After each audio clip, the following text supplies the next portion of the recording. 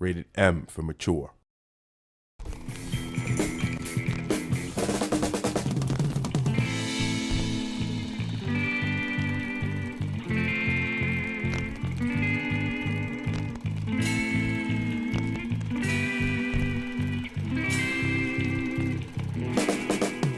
The tone of this game, as we've said, is very sort of grindhouse, very exploitation, but it's really deeply rooted in 70s movies, buddy cop movies, chase movies, blaxploitation movies, if you wish. It's got all that feel in there, and they've watched many thousands of hours of video and DVDs have been on in players while people are ostensibly working. It's that whole theme's very much core to what we've done, and they utterly immerse themselves in it.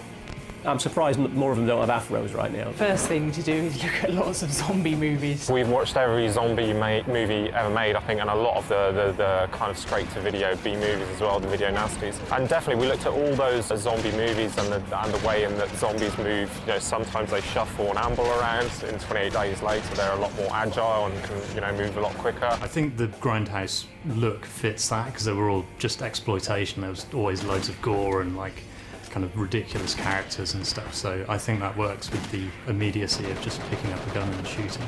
Well, we've really tried to pull that together in all of the levels, I mean, in different ways. You know, the cool thing is that each of the level has almost been presented as a kind of a film in its own right kind of thing. The music is kind of lots of funk. We have some rock in there. We even have a kind of power ballad in there. And we wanted to kind of really create that soundscape through the music, making you nod your head with every beat while the outside's just passing you by. Voice acting in this game is really good. Having strong characters saying strong lines back and forth to each other allows you to deliver basically plot content, but without sort of tedious exposition.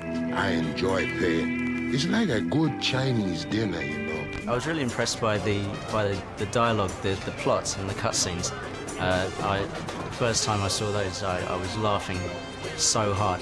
The actual thing that makes me laugh the most has still got to be Washington's Lollipop. That line is never, ever going to get old. You play your music, you play it your way, and I will just drive. Can I drive? No. Not with Lollipop? Yes.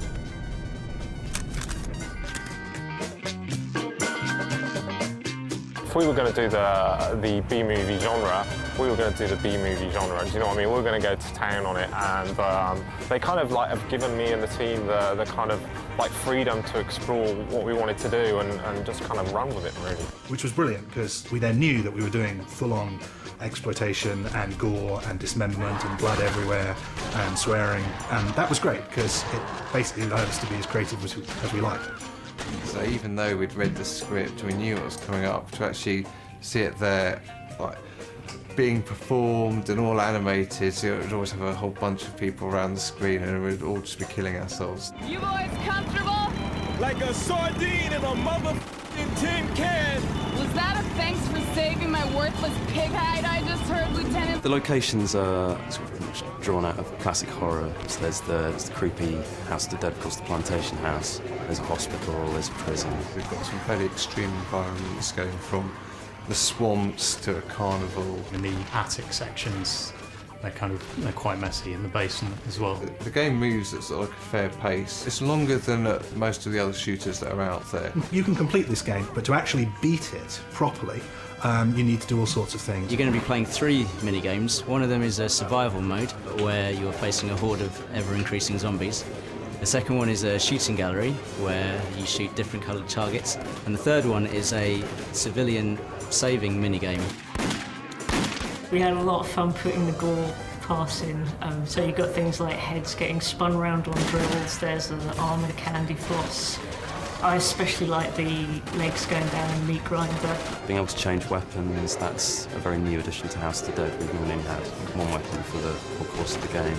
We've got different reactions for each weapon is part of the fun of it. Using a hand cannon, you can see the zombie really blown across the room. You've got deaths where they flip over, or you've got the Thompson Fandango, where you get a different frame when you machine gun them, so you get that effect. Yes, their heads do explode when clubbed with a gun. We make sure that there are there's the opportunities for players to sort of just check out and see what other things are going to break and explode in the level. So you've got exploding glass, there's particular scenes where you can shoot down elements onto zombies and sort of blow other elements up as well. The big one is Danger Cam, in that the camera is no longer locked. It's not just always exactly on rails. You have the ability to look to one side and both sides and up and down as well, and which we spent a very long time getting right. I think we've really sort of pushed the bar with things like cinematics. We've got stuff like depth of field, we've got motion blur. I think the cutscenes do have very much grounded in sort of movie sensibilities. It's the cuts, the editing. I think we've really done something quite special.